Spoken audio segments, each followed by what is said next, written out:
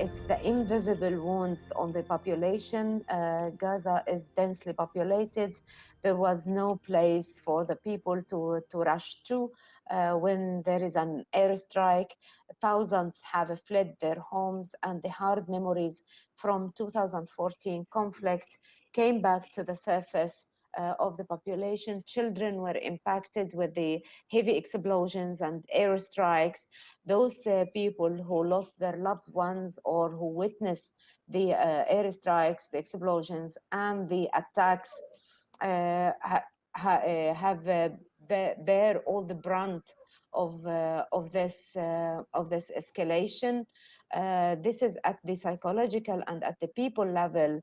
Those who also lost their homes, either partially or completely, they rushed to schools for a shelter, and they are now preparing if there is a possibility to go back and to see the damages that happened to their properties.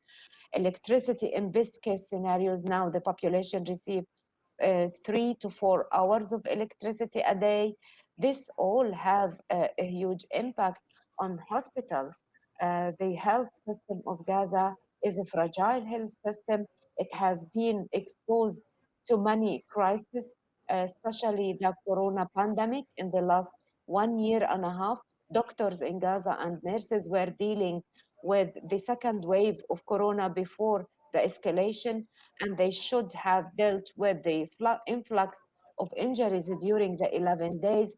Now they are dealing with the trauma and with that treatment of the injured, thousands of injured people at hospitals.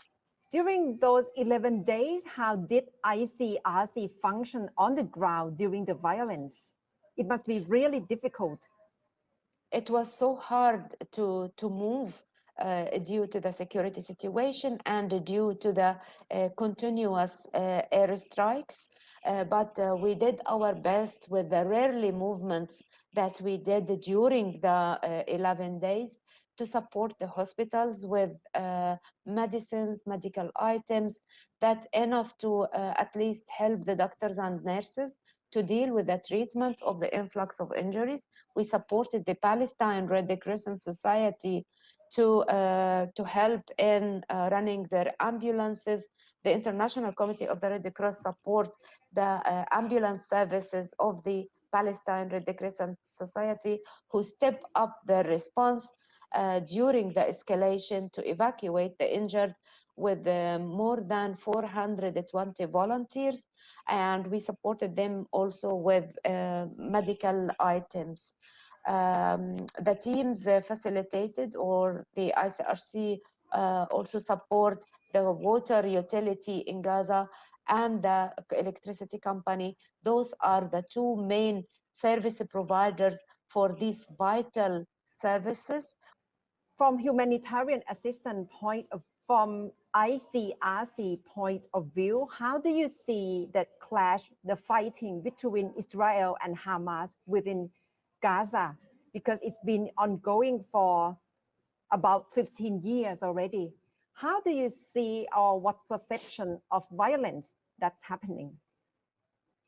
Well, in any conflict, and Gaza, as I mentioned, is not an exception, any conflict always have the consequences that the civilians bear the consequences of any conflict in the world. And the Gazans have gone through not only the almost 55 years of the occupation, but also through several rounds of active hostilities and escalations with 1-2 days of escalation, destruction, reconstruction, destruction, reconstruction. This cycle should have an end, and the politicians, officials in both sides should put the civilians on the top of their agenda and should know and realize that their decisions of today, they are not only impacting the present of the population, it's also impacting the future of the population on both sides.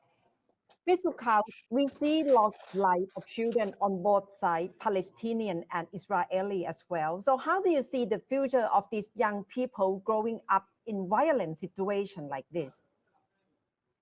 Yeah, it's not only the 50 years, as you mentioned, but also it's the past 18 years. So a young guy from either Israel or Gaza, they in their very short time in life, they witness three or four violent cycles of hostilities, and this has a huge impact on the mental health of the children on both sides.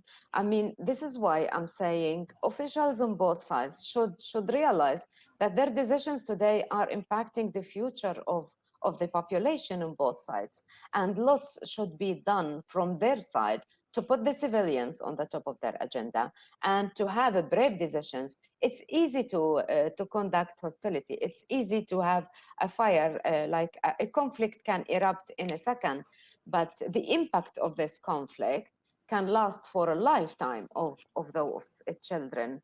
A huge humanitarian assistance can help here and there, but without solving the roots of the problems by reaching a permanent political solution, it would be so difficult for people on both sides to continue their lives and to attempt to have a normal life.